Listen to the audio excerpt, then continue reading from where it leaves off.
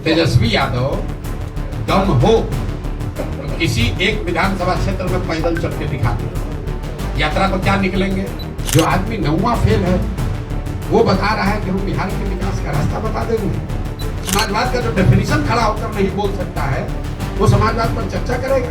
तेजस्वी यादव को मैं चुनौती दे रहा हूँ, जरा खड़े होकर सोशलिज्म पर 5 लाइन बोल दो बिना कागज देखे हुए। 10 दिन कोचिंग ट्यूशन कर लो, रट लो, उसके बाद कैमरे पर आकर सोशलिज्म पर 5 मिनट बोलकर बताओ कि सोशलिज्म है क्या।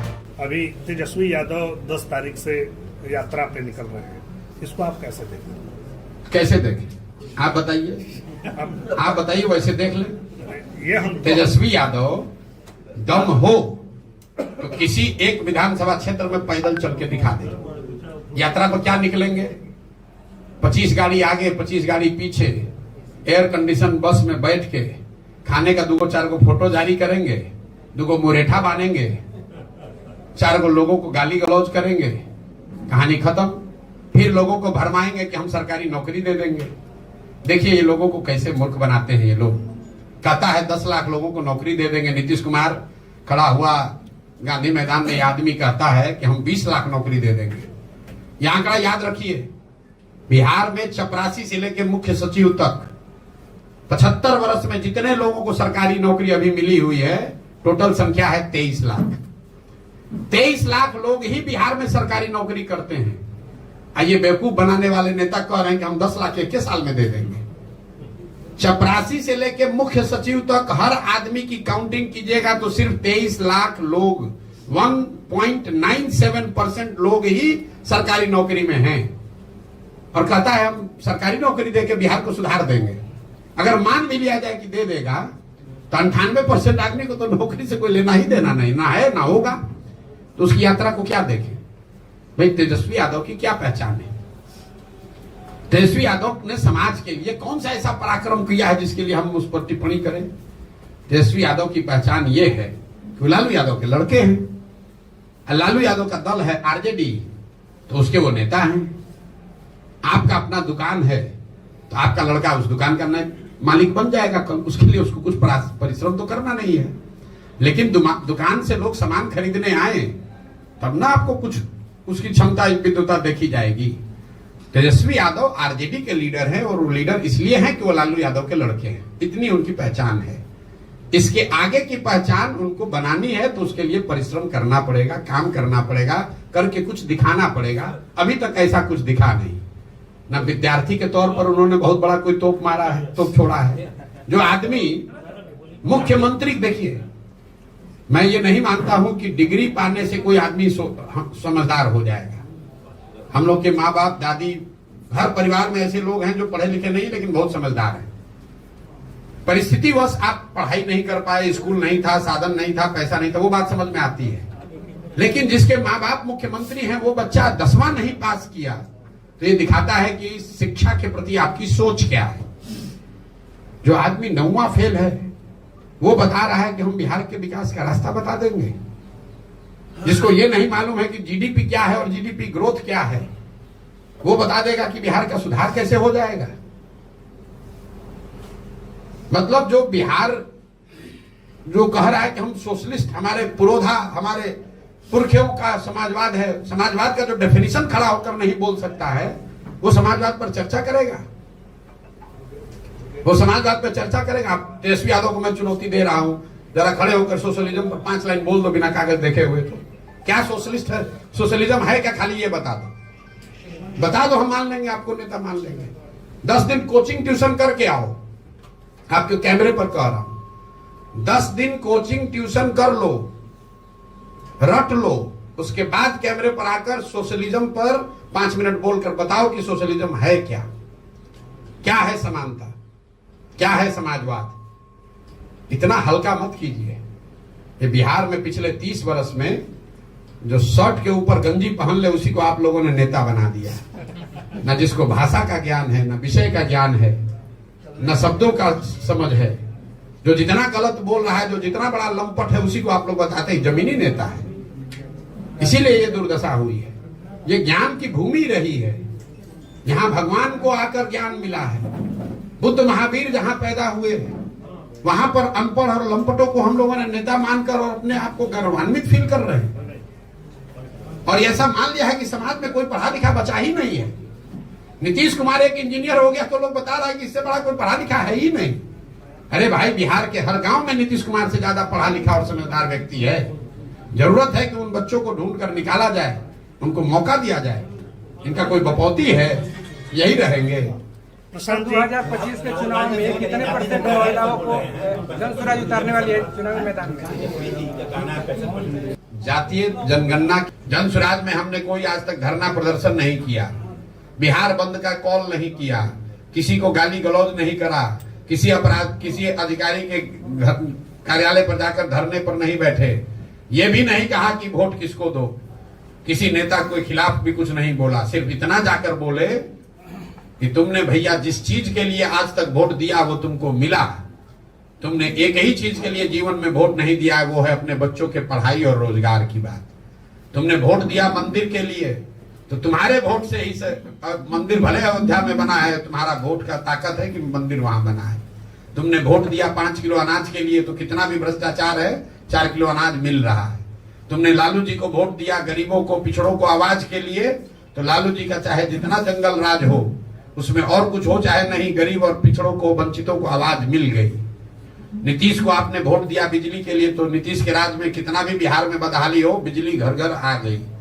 लोकतंत्र की इस ताकत को समझिए, वोट की इस ताकत को समझिए। आपका पूरा दिमाग इसमें लगता है कि वोट किसको दें। जन स्वराज ये कह रहा है कि इसका कोई महत्व ही नहीं है कि वोट किसको दें, महत्व इस बात का है कि वोट किस बात के लिए दें। तो हम लोग ये कह रहे हैं कि वोट जिसको देना है दो। 2 बरस के मेरे वक्तव्यों में आप कहीं दिखा दीजिए कि हमने लोगों को कहा हो कि वोट जन स्वराज को दो। हम ये कह रहे हैं कि वोट जिसको देना है दो, लेकिन वोट अपने बच्चों के लिए दो, अपने बच्चों के पढ़ाई परवरिश और उनके रोजगार के लिए दो। मंदिर के लिए नहीं, नाली गली के लिए नहीं, नेता के बच्चे के लिए नहीं, अपने बच्चों के लिए वोट दो। यही बात बता रहे हैं। तो इसमें आम आदमी पार्टी से इसमें क्या कंपैरिजन है? आम आदमी मिलता जुलता, आपका चेहरा भी हमसे मिलता जुलता है। तृणमूल भी बना होगा तो उससे भी कुछ मिलता जुलता आपको दिखेगा। डीएम के भी कभी बना होगा द्रविड़ियन आंदोलन से, तो भी आपको कुछ मिलता जुलता दिखेगा। मिलता जुलता क्या होता है भाई? वो एक आंदोलन से निकली हुई पार्टी है, जहां कुछ लोगों ने ये कहा कि हम वो जानते हैं कि ये कानून लाने से भ्रष्टाचार रुकेगा। हम कह रहे हैं भैया हमको कुछ नहीं पता, हम बिल्कुल उसका उलट बता रहे हैं और आपको उसको मिलता जुलता दिख रहा है। हम कह रहे हैं हमको कुछ पता ही नहीं है।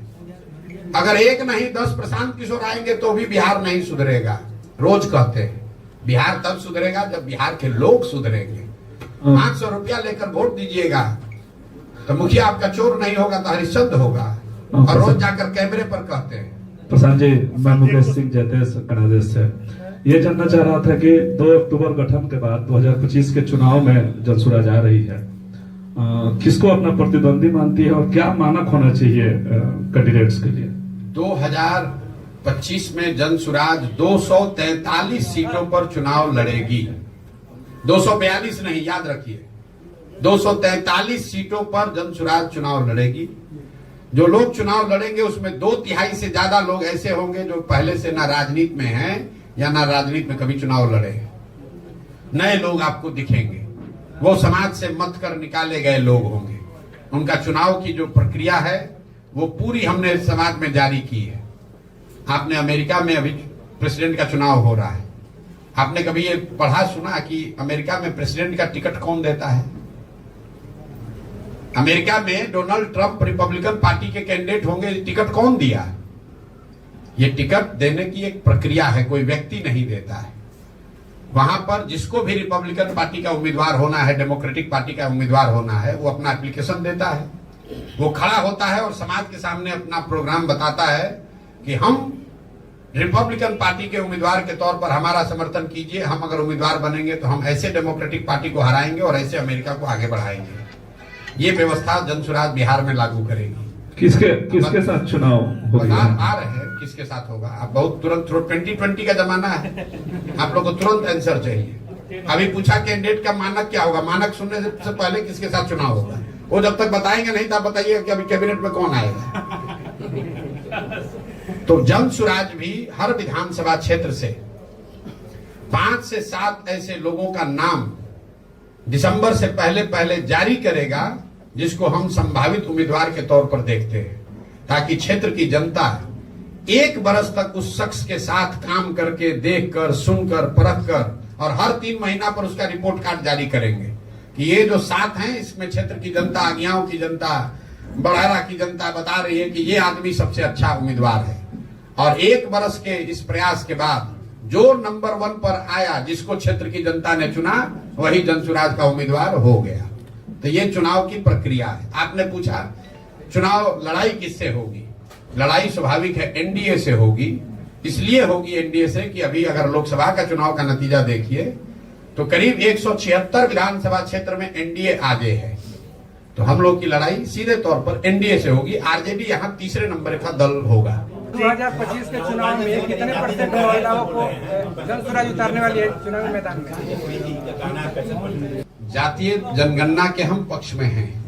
जाति जनगणना होनी चाहिए। कोई भी गणना, सर्वे जो सरकार कराना चाहे, जिससे कि समाज के अलग अलग वर्गों की जानकारी, स्थिति के बारे में जानकारी मिले, वो होना चाहिए।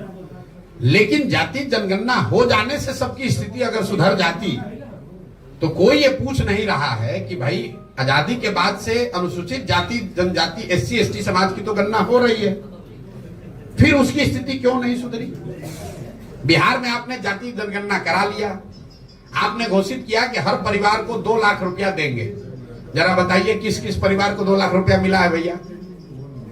भाई महागठबंधन की सरकार में नीतीश कुमार ने कहा ना जातिगत जनगणना हो गया, तो 30 वर्ष से जिन पिछड़ों को बेवकूफ बनाकर उनके नाम की इन्होंने राजनीति की, उन्हीं के सर्वे ने बताया कि उसके आर्थिक, सामाजिक, शैक्षणिक स्थिति में कोई सुधार नहीं हुआ। इन लोगों ने उसके बाद कहा कि हर परिवार को 2 लाख रुपया देंगे। ये बात पत्रकार भी भूल गए।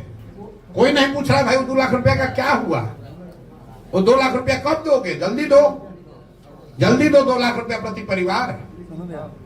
जैसे तेजस्वी यादव ने कह दिया 10 लाख नौकरी दे देंगे, वैसे नीतीश कुमार ने कह दिया हर परिवार को 2 लाख रुपया दे देंगे।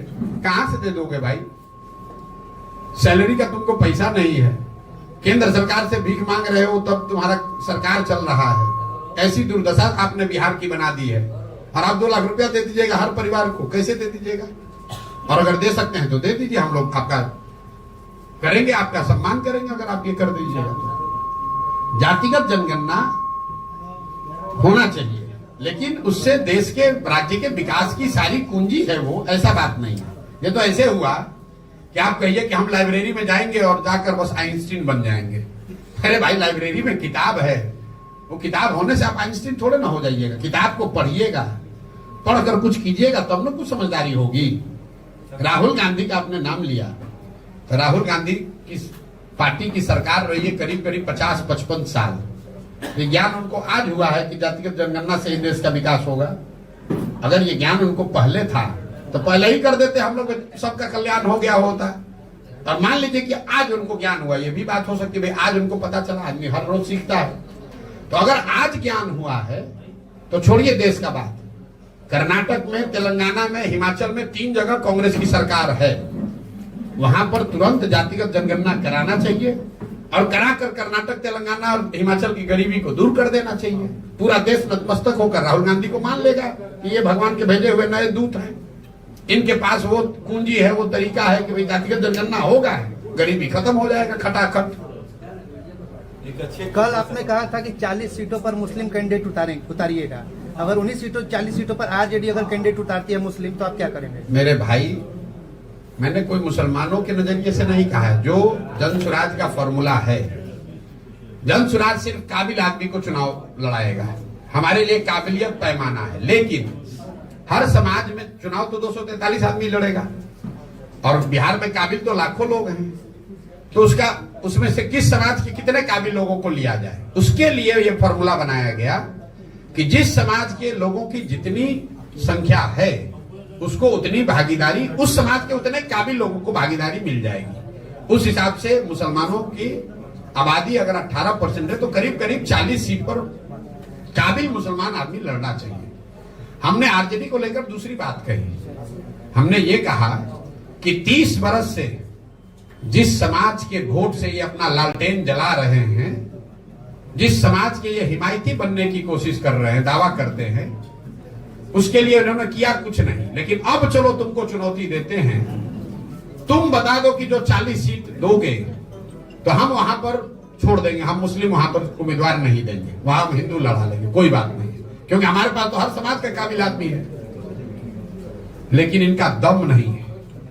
हमने कहा अगर वो चुनौती स्वीकार कर ले तो पहले देकर दिखाएं।